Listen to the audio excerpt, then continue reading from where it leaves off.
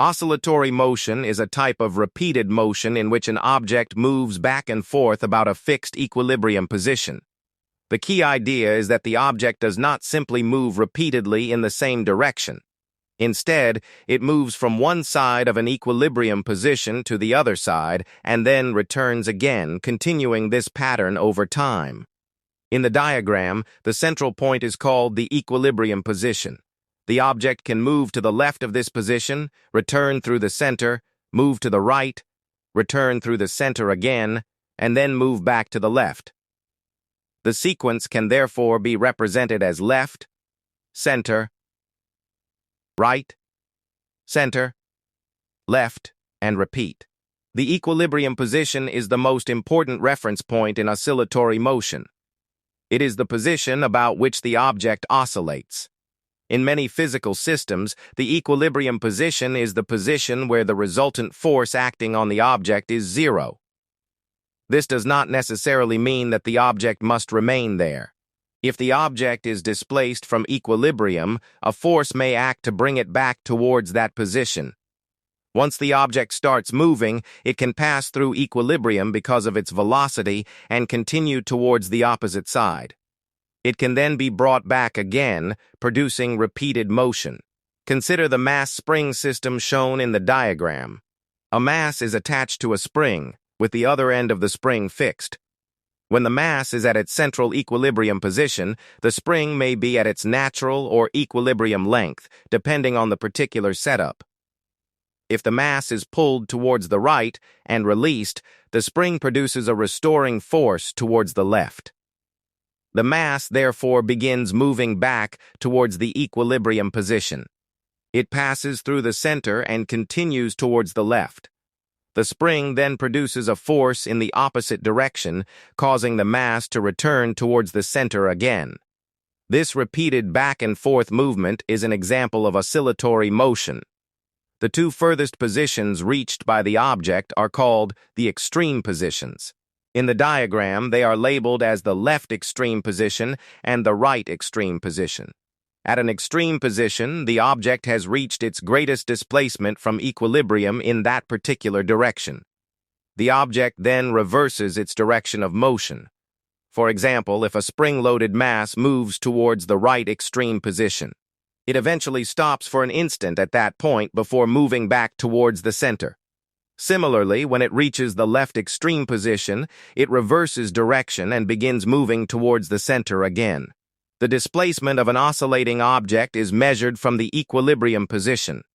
If the object is to the right of equilibrium, its displacement can be considered positive, while if it is to the left, its displacement can be considered negative, depending on the chosen sign convention. The maximum magnitude of displacement from equilibrium is called the amplitude. Therefore, the distance from the equilibrium position to either extreme position is the amplitude, usually represented by the symbol AN. The total distance between the two extreme positions is therefore ninth. It is important to distinguish displacement from distance traveled. Displacement tells us the position of the object relative to its equilibrium position, including direction.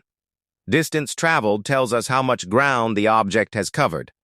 For example, if a mass starts at the left extreme position, travels through equilibrium to the right extreme position, and then returns to equilibrium, it has traveled a significant distance, but its displacement at the final position is zero, because it is back at equilibrium.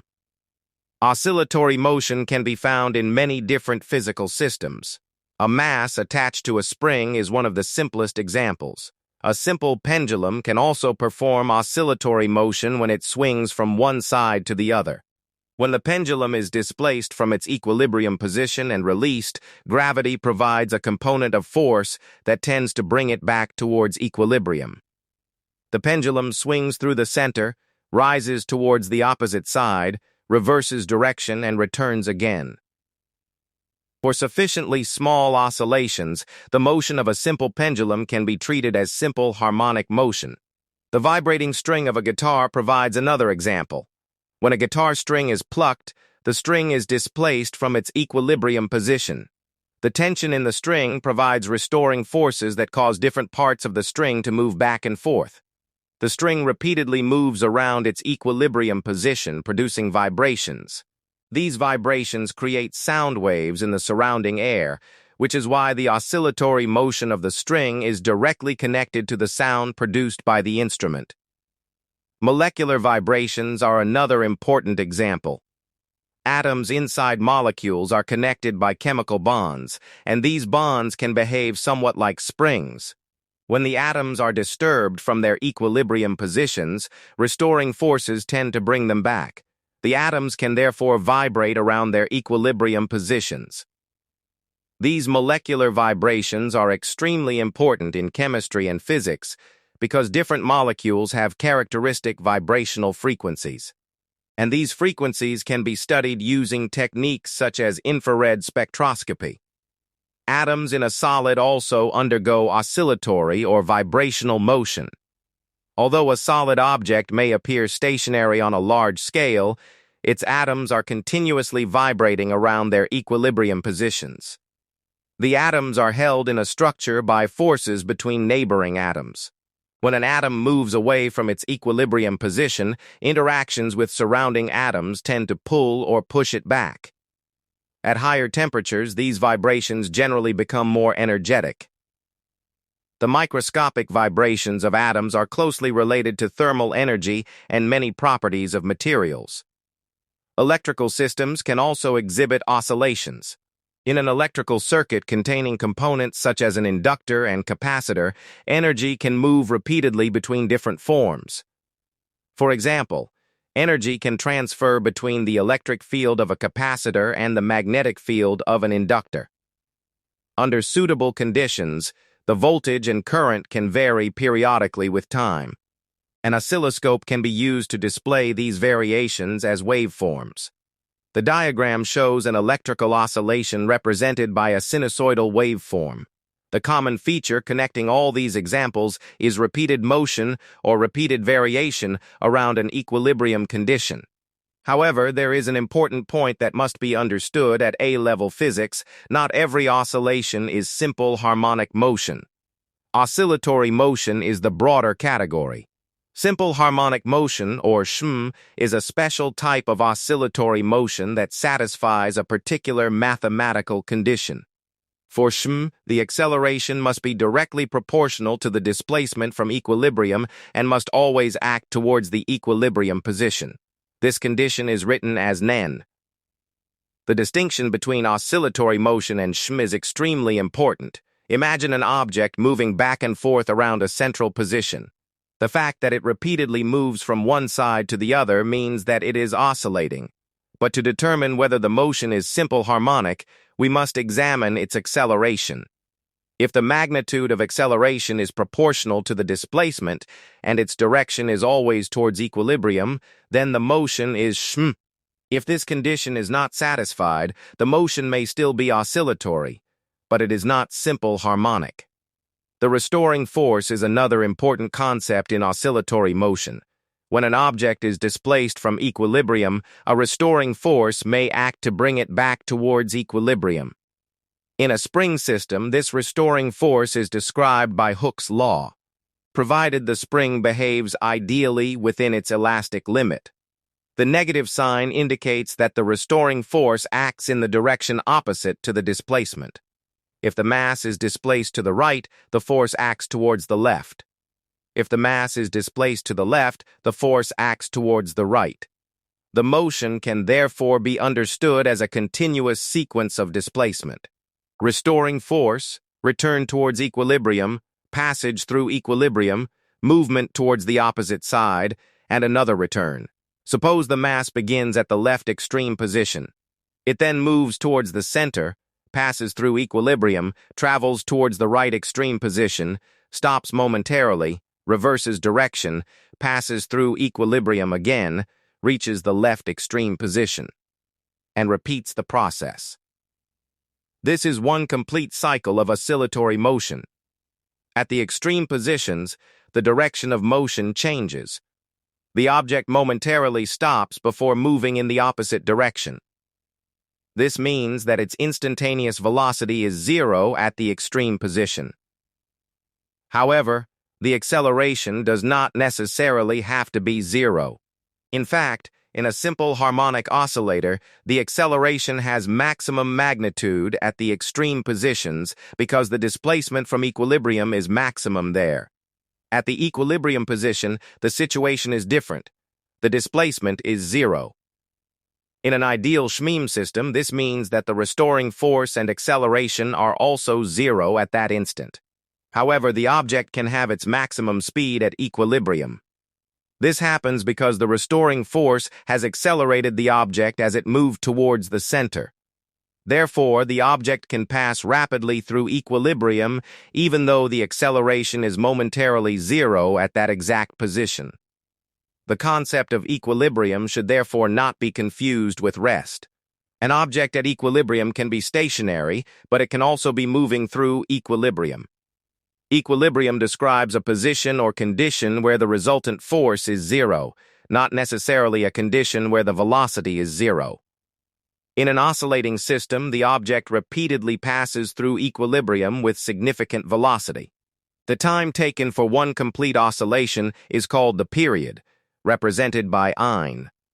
For example, if a mass starts at the right extreme position, travels to the left extreme position, and then returns to the right extreme position, it has completed one full oscillation. The time required for this complete cycle is the period.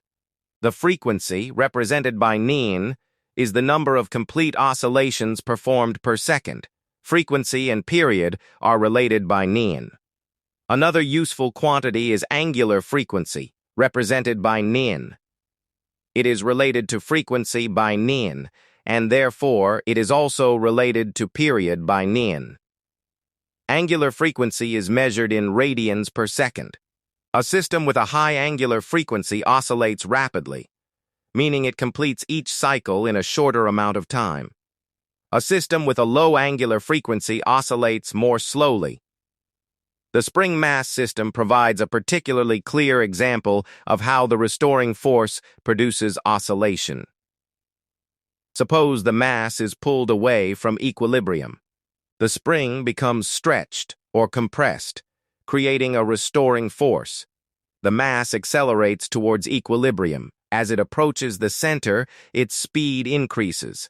At equilibrium, the restoring force may become zero, but the mass is moving quickly and therefore continues beyond the center.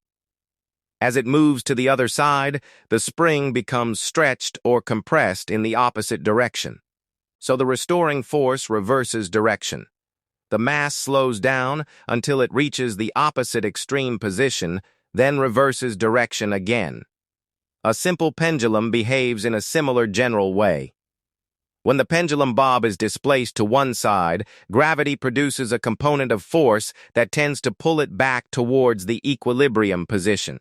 The bob accelerates towards the center, passes through the equilibrium position with high speed, rises towards the opposite side, slows down, stops momentarily, and then swings back.